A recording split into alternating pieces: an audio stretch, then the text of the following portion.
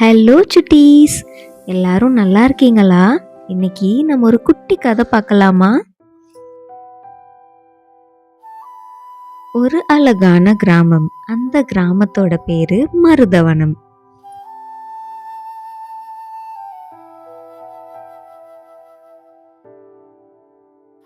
அந்த கிராமத்துல நந்தனான்னு ஒரு குட்டி பொண்ணு அவளோட அம்மா அப்பா கூடயும் தாத்தா பாட்டி கூடயும் வாழ்ந்து வரா.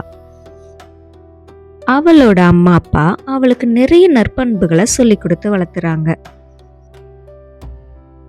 நந்தனா அவங்க தோட்டத்திலேயே இருந்த ஒரு ஆலமரத்தடியில தான் பெரும்பாலான நேரம் விளையாடுவா.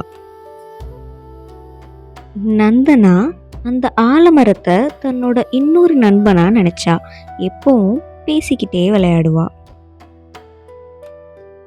ஒரு நாள் நந்தனாவுக்கு அந்த ஆலமரத்தடியிலிருந்து ஒரு விதை கிடைக்குது.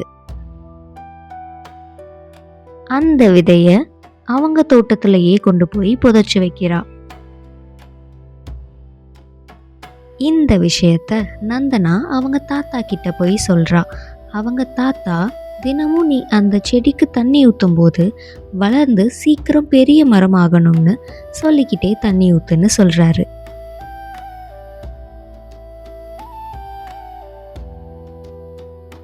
நந்தனாவும் தினமும் அந்த செடிக்கு தண்ணி ஊத்துறா.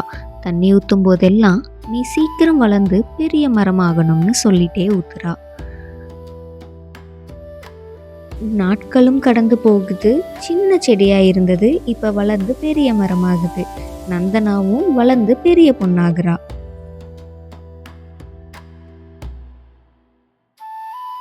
இந்த மரத்தை தேடி நிறைய பறவைகளும் வர தொடங்குச்சு. அந்த கிராம மக்கள் இந்த மரம் மற்ற மரங்களை விட வித்தியாசமானதா இருக்குன்னு பேசிக்கிறாங்க. இந்த மரத்துக்கடியில இருக்கும்போது மனசுல இருக்க கஷ்டங்கள் எதுவுமே தெரியறதில்லைன்னு சொல்றாங்க.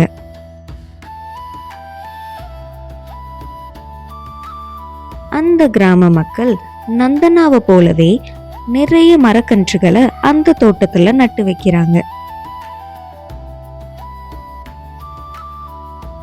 சில வருஷத்திலேயே அந்த மரக்கன்றுகள் எல்லாம் வளர்ந்து பெரிய மரமாகுது. அந்த ஊரே பார்க்கறதுக்கு ஒரு நந்தவனம் போல காட்சியளிக்குது. இந்த மரங்களை தேடி நிறைய பறவைகளும் வர தொடங்குது. அந்த கிராம மக்களும் ரொம்ப சந்தோஷப்படுறாங்க.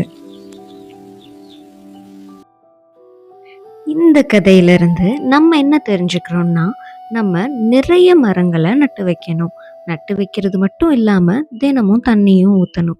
அது நமக்கும் நல்லது, நம்ம சுற்றுச்சூழலுக்கும் நல்லது. என்ன சுட்டீஸ், உங்களுக்கு இந்த கதை பிடிச்சிருக்கா?